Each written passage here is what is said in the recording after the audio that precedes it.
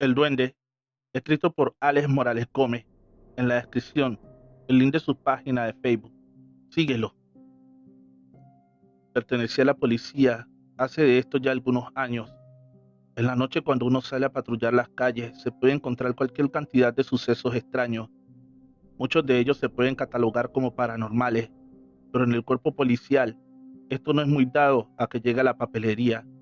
Siempre hay que tratar de escribir un informe racional, que la explicación sea lógica. Bueno, pero en realidad les vengo a contar una historia en específico, la cual yo viví. Del barrio Las Cruces nos llamaban a todo momento en las horas de la noche. Unas risas y un correr por el tejado no dejaba dormir a la comunidad. Muchas ocasiones fuimos, pero no dábamos con el culpable de importunar la paz del vecindario. Esto era de casi todas las noches. Ya el sargento nos había dado sendas reprimendas por no poder encontrar a un perturbador por ruido. ¿Cómo íbamos a poder dar con un delincuente cuando llegara el momento? Mi compañero y yo estábamos sin saber qué hacer, así que pedimos permiso para uno de nosotros ir por el barrio vestido de paisano y tratar de dar con el ruidoso. Fui yo el encargado de hacerlo. Llegué a eso de las 8 de la noche. En una tienda pedí una cerveza, pero me salí a tomármela al lado de un gran árbol.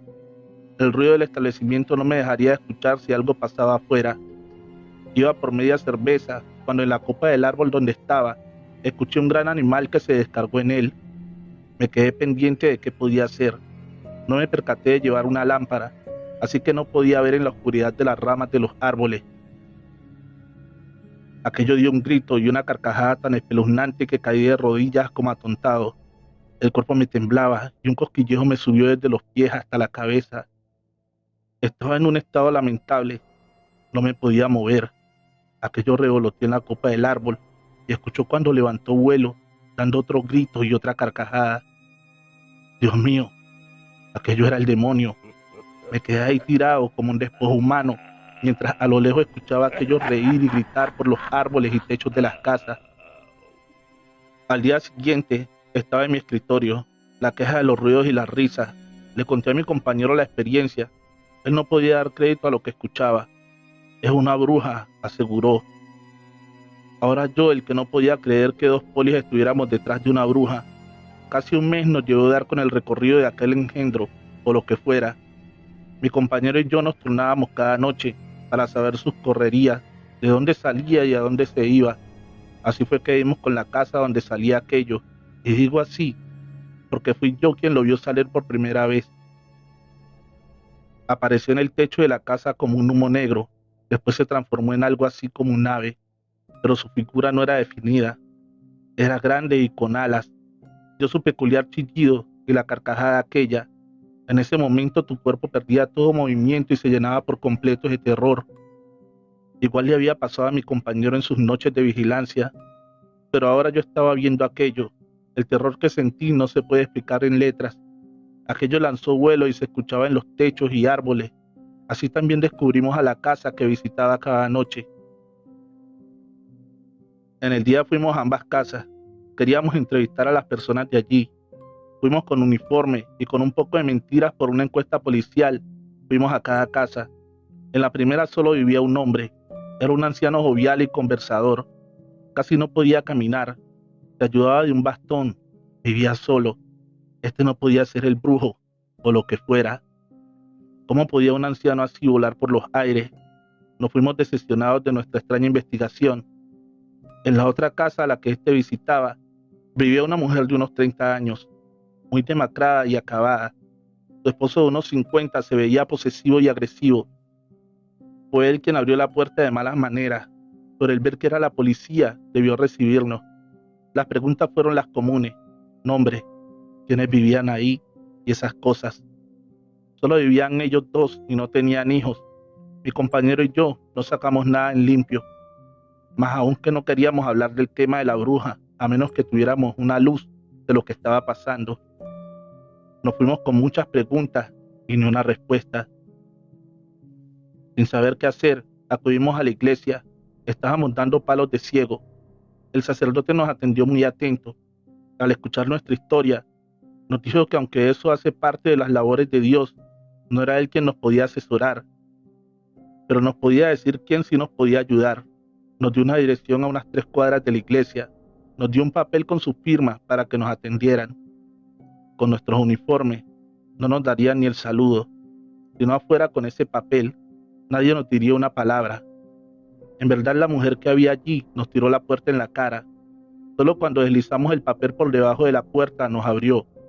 Era una mujer relativamente joven, vivía en una humilde casa, muy organizada, pero en todo el lugar habían frascos y hierbas. Nos miraban con recelo. Cuando terminamos de contar esta historia, fue el único momento que sonrió. Ese es el duende, dijo. Es un brujo muy poderoso. Desde siempre le han dicho el duende. Dicen que habla directamente con el diablo y es él quien le otorga todo su poder.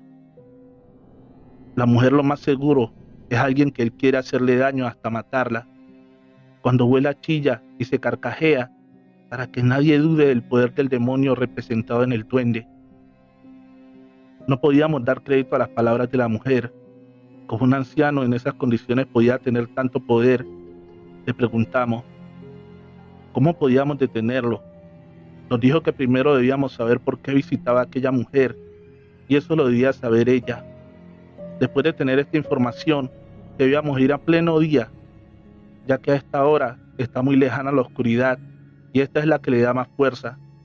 Con unas ramas de rúa previamente bañadas en agua bendita, se le da unos azotes, diciéndole por qué se le castiga, y cómo no quieren que lo vuelva a hacer.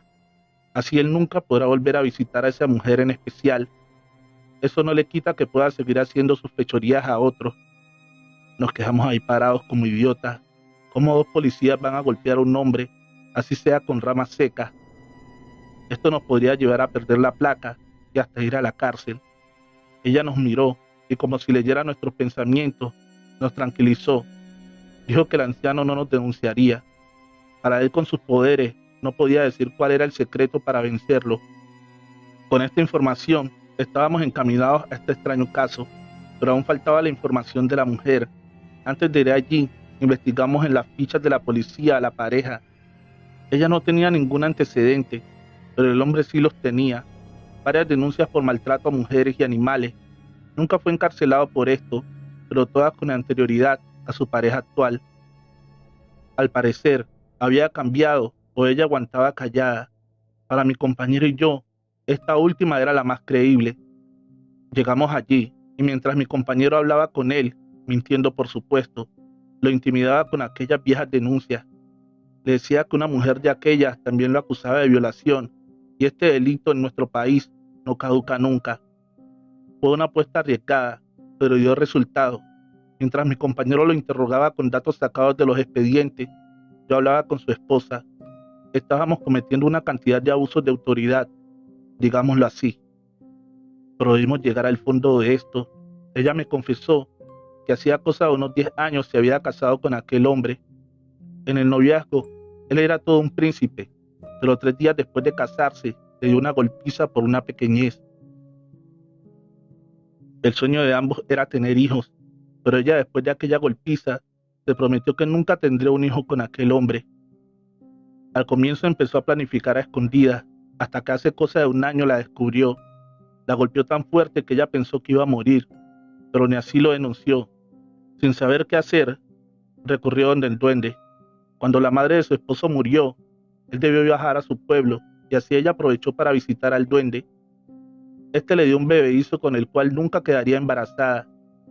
Pero por esas cosas del destino, el duende, a pesar de ser un anciano decrépito y sin ánimos de nada, se enamoró ciegamente de ella. Le prometió riquezas y poder si se separaba de su esposo y se iba a vivir con él. Pero ella le hizo notar lo anciano que era, sus pocas fuerzas, cómo él, un hombre tan mayor, iba a estar con una mujer tan joven y además ella era casada. Esto le impediría estar con él. El duende se rió a carcajadas y le dijo que ella no se iría a vivir con él como estaba, sino con el poder que le daba el demonio. Pero la mujer lo despreció y lo dejó solo en su casa. A partir de esta noche, siempre después de la medianoche, aquello la visitaba y la poseía como mujer. A pesar de que su esposo estaba a un lado, ella no podía gritar ni podía decir nada. Su respiración y su voz se perdían por completo. No solo era la posesión, era el maltrato físico. Nunca pudo dormir bien después de aquella noche. Su mayor martirio era que no podía contarle nada a su esposo, porque contarle sería decirle a lo que había acudido donde el duende, así que solo aguantaba con paciencia. Al día siguiente, a pleno mediodía, visitamos al brujo, más conocido como el duende. Cuando llegamos allí y vio que sacamos las ramas, se quedó mirándonos fijamente.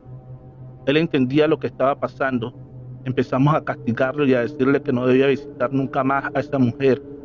No debía hacerle daño. Lo más horroroso de todo aquello es que lo golpeábamos con una simple rama. Los golpes no eran duros, pero cada golpe era una laceración y un derramamiento de sangre, como si lo estuviésemos golpeando con alambres de púa. Él no se quejaba, no decía nada, solo lloraba, pero sus lágrimas no eran de dolor, sus lágrimas parecían de humillación, la humillación de saberse descubierto, ver su poder vulnerado por una simple rama y unos simples policías. Días después murió el duende, y no por nuestro castigo, más bien por un paro respiratorio. Todos acudieron a su entierro, incluidos mi compañero y yo, pero sucesos extraños ocurrieron aquel día. No pudieron entrarlo a la iglesia, el ataúd pesaba toneladas. Mi compañero y yo, que estuvimos allí, intentamos ayudar a entrarlo, pero en verdad no éramos capaces de moverlo. El sacerdote debió hacer la misa fuera de la iglesia.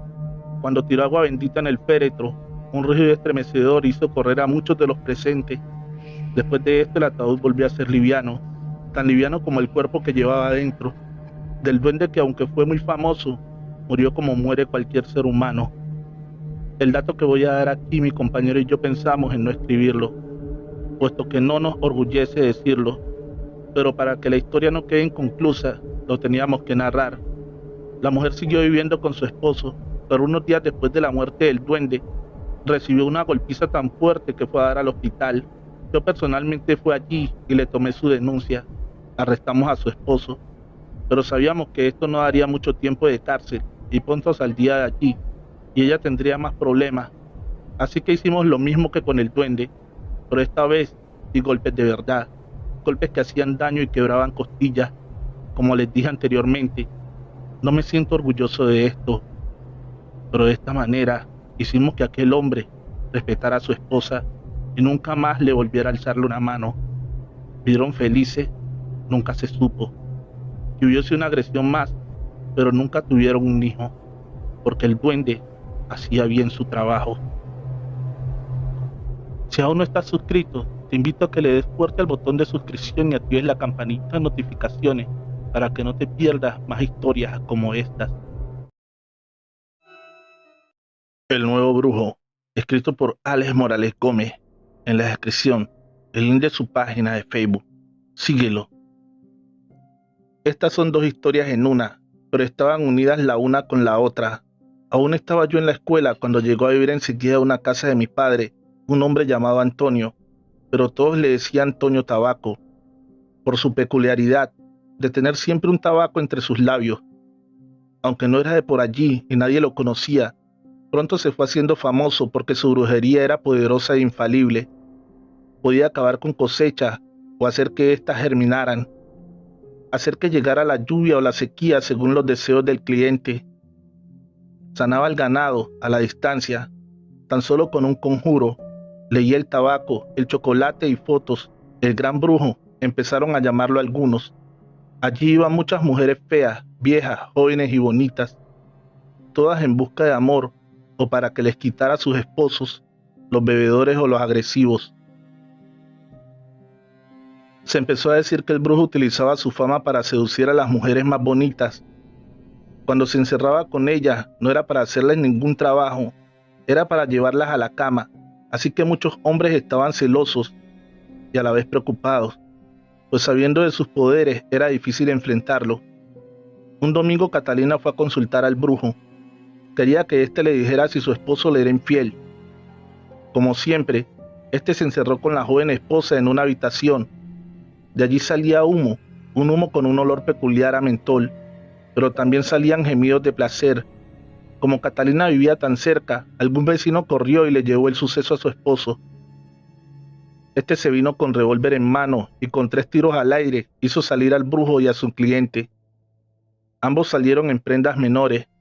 El brujo alegaba que le estaba sacando las malas sales, pero el esposo de Catalina no se llamaba a explicaciones.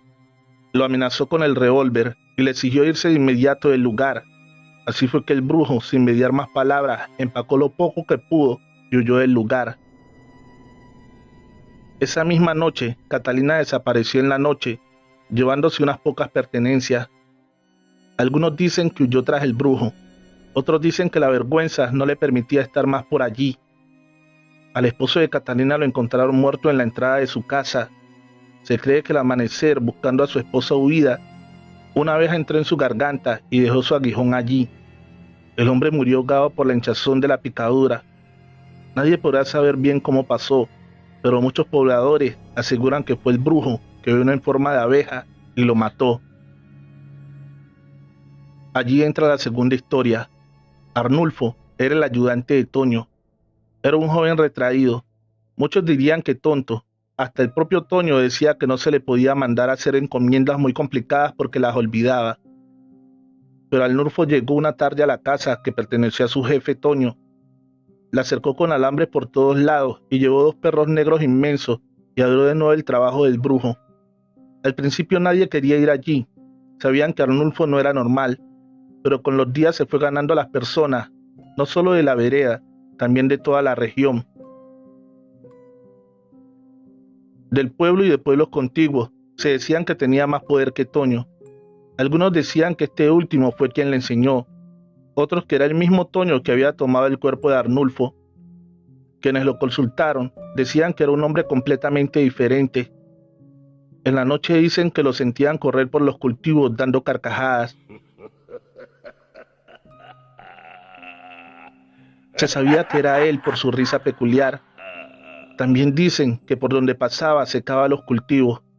Muchos temían pasar por el frente de su casa en las noches, no solo porque se escuchaban oraciones y voces extrañas, también porque los 2 perros, que ya de por sí en el día eran atemorizantes, en la noche eran 2 fieras con los ojos como fuego y por su boca salía una babasa que más parecía lava de un volcán ardiente. Siempre parecían estar furiosos. Fuera de día o de noche, solo se calmaban cuando Arnulfo les daba un pequeño silbido. Dicen que aquel nuevo brujo estaba haciendo una fortuna con su magia o brujería. Al principio las colas eran importantes, después debió empezar a dar citas con más de 2 meses de antelación. Ahora entra a esta historia mi familia, más que nada mi padre. Mi familia tenía una casa para alquiler, contigua a la del nuevo brujo, pero hacía un tiempo estaba sola, ya que ningún viviente se quedaba allí. Algunos por lo que se escuchaba en la casa del brujo en las noches, otros simplemente se aburrían por cualquier pequeñez.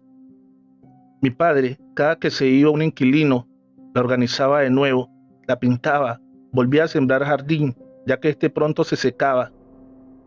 Un domingo que estábamos mis padres y yo en el pueblo comprando los víveres para la semana, se nos acercó una mujer que decían que era loca y vivía de la caridad de las personas.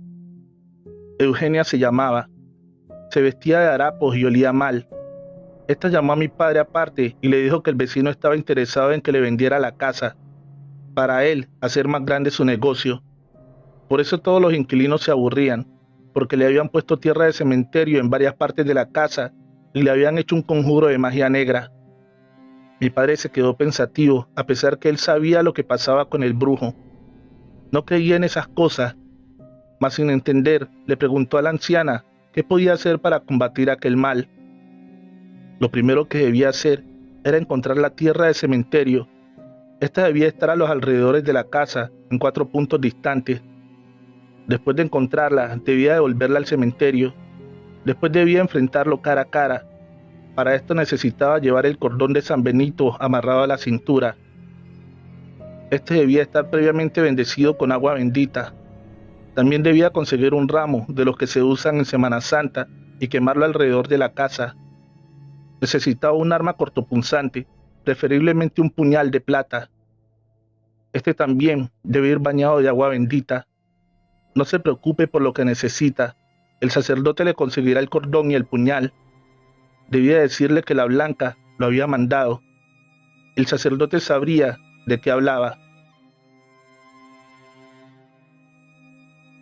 Cuando ya esté listo, busca la manera de entrar en la casa del brujo y cuando lo tenga de frente le exigirás dejar la región y no volver nunca más. Con el puñal en alto, le dirá que de no ser así, por el poder de Cristo le arrancará el corazón. No se preocupe, le dijo a mi padre, mientras haga las cosas al pie de la letra, nada podrá hacerle. Fue así que mi padre, sin entender nada de brujería, se fue a enfrentar a un gran brujo. Efectivamente encontró la tierra en bolsitas de cuero. La mujer así lo había explicado. Era piel de muerto.